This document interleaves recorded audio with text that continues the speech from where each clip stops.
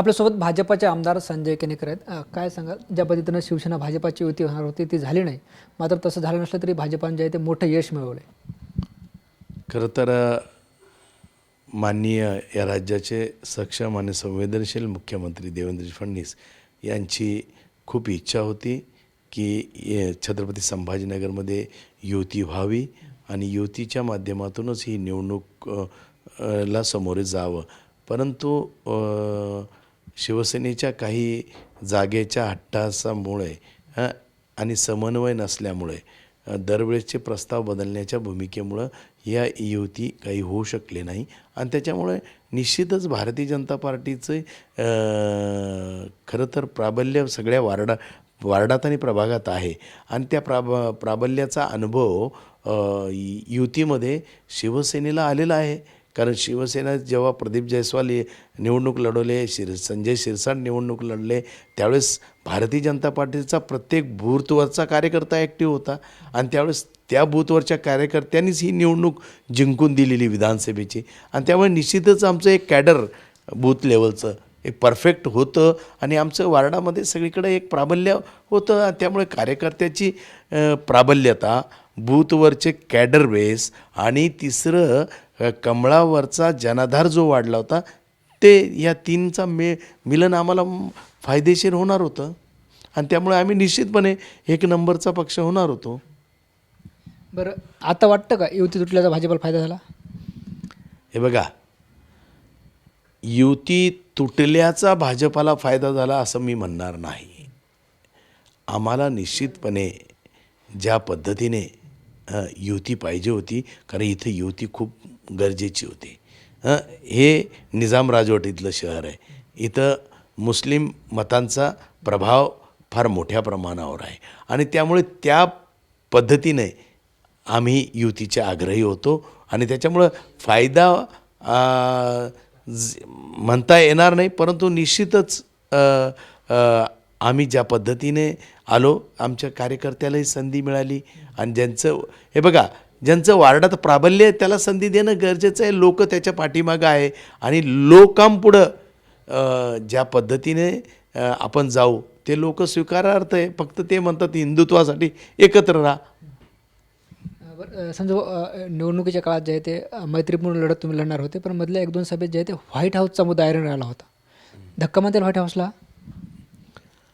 हे बघा, शेवटी निवडणुकीचे प्रचाराचे मुद्दे आणि निवडणूक संपल्यानंतर महायुतीचे मुद्दे वेगवेगळे आहे आणि त्यामुळे व्हाईट हाऊसचा मुद्दा त्या पद्धतीने त्या वेळेसचा निवडणुकीचा एक मुद्दा असतो तो, त्यामुळे त्यावेळेस तो बोलल्या गेला. निश्चितपणे कार्यकर्त्याची खऱ्या अर्थानं काय कुचंबना असते ती निवडणुकीत बोलल्या जाते आणि त्याच्यामुळं तो मुद्दा बोलला गेला होता.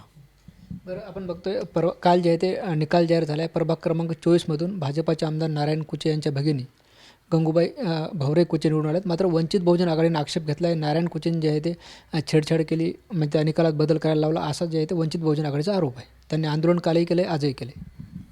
या बोलण्यात काही तथ्य नाही आहे, कारण नारायण कुचे हे काही छेडछाड करू शकत नाही आहे.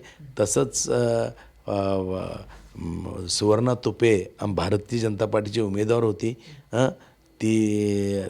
त्यांच्यातही काही छेडछाड झाल्याचे असे आक्षेप आमच्या कार्यकर्त्यांनी घेतला होता, परंतु तो आम्ही आक्षेप पाहिला आणि त्या पद्धतीने ती छेडछाड केल्याने आम्ही हार स्वीकारली आणि त्यामुळे हार स्वीकारण्याची खरं तर तयारी ठेवली पाहिजे. हार पचवण्याची, विजय पचवण्याची दोन्ही ताकदी ठेवल्या पाहिजे. तर माझं बहुजन वंचित आघाडीच्या सर्व नेत्यांना विनंती आहे की ज्याच्यात काहीच तडजोड होऊ शकत नाही किंवा काही चुकीचं काम होऊ शकत नाही, तिथं तर तुम्हाला उगाच त्याला इश्यू करण्यात अर्थ नाही. बरं, आपण जर बघितलं तर ठाकरे शिवसेनेत रशीद मामू यांनी पक्षप्रवेश केला होता, त्यांना उमेदवारी मिळाली आणि आता ते विजयी झालेत. पण मधल्या काळात ज्या पद्धतीनं भाजपानं त्यांच्यावर टीका केली होती आणि त्यावरून जे आहे ते आता रशीद मामू यांनी तुमच्यावर टीका केली. खेदानं विचारावं वाटते की ते असं म्हणलेत की संजय केनेकर जे आहे ते मुख्यमंत्र्यांचे एजंट आहेत. आता रशीद मामू असं बोलणं साहजिकच आहे, कारण रशीद मामूला मी फार जुन्या पासून ओळखतो. 38 वर्ष झाले या शहरात मला राजकारणाला. 20 वर्ष तर नगरसेवक होतो मी. आणि त्यामुळे रशीद मामूला नगरसेवक असताना बघितलं, एक जात्यांध स्वरूपाचा, दंगली भडकवणारा, लँड जिहादी माफिया असा हा उमेदवार आहे.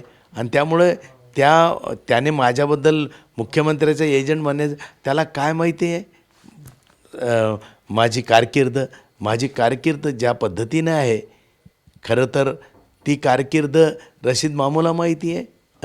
मी काही सोन्याचा चमचा घेऊन जन्मलेला नाही माणूस आहे.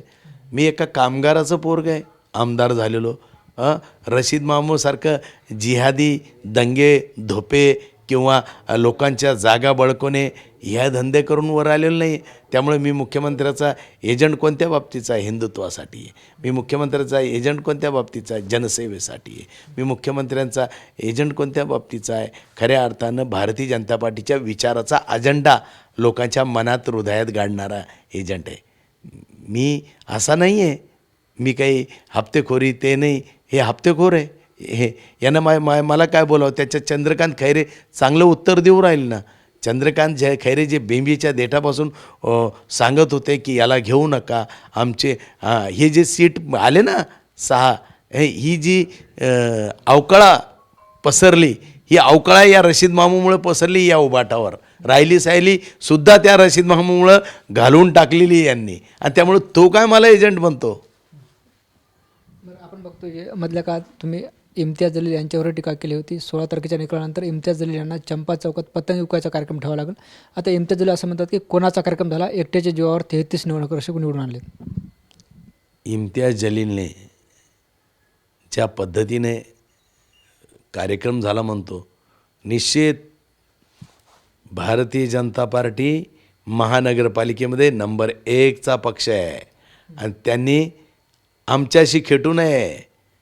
येणाऱ्या काळात भारतीय जनता पार्टीची महानगरपालिकेतली सत्ता यांना खऱ्या अर्थानं उघड्यावर पाडल्याशिवाय किंवा महानगरपालिकेत थोडीशीसुद्धा हालचाल करू देणार नाही. महानगरपालिकेत MIM विरोधी पक्षनेता असणार आहे. आता MIM जरी विरोधी पक्ष असला तरी आम्ही ज्या पद्धतीने हिंदुत्वाचे विचार घेऊन किंवा पारदर्शकता आमच्याचा मूळ मुद्दा या महानगरपालिकेची ती कारभाराचा पारदर्शक कारभार हा आमचा मूळ मुद्दा आहे. आणि त्यामुळे MIM आम्हाला विरोधी पक्ष असो का काही असो, इथं काय आहे, चुकीच्या दिशेनं मुस्लिम लोकांची दिशाभूल करून एकत्र करून खऱ्या अर्थानं मुस्लिमांना गुमराह करणारे हे MIM आहे.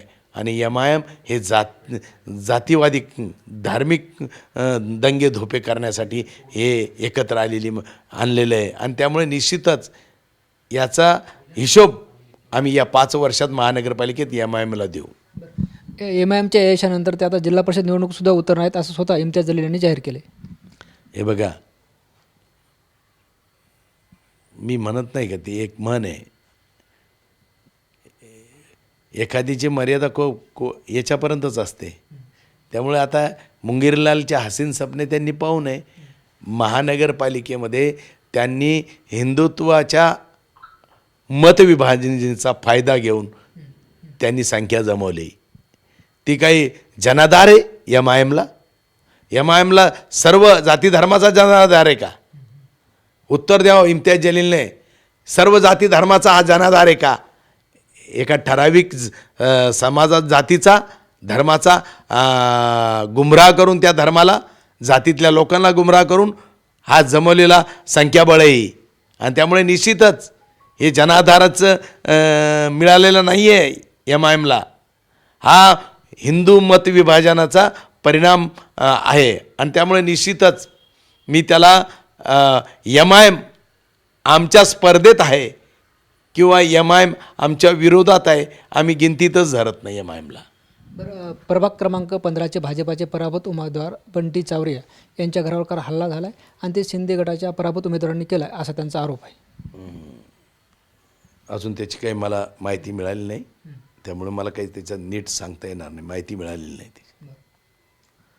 निश्चित आपण बघतोय आपल्यासोबत भाजपाचे आमदार संजय केनेकर होते. कॅमेरा पर्सन अमित आडेसह ज्ञानेश्वर लोंढे, TVN मराठी, छत्रपती संभाजीनगर.